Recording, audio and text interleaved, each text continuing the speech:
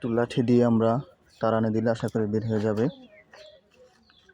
আপনারা দেখতে পাচ্ছেন মাশাআল্লাহ সুন্দর করে বের হচ্ছে।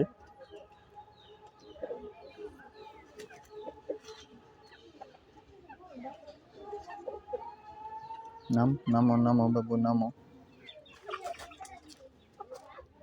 আসো।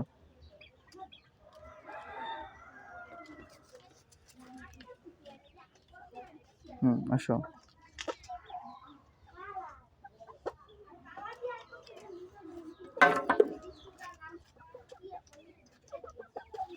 আমরা এগুলাকে নামার জন্য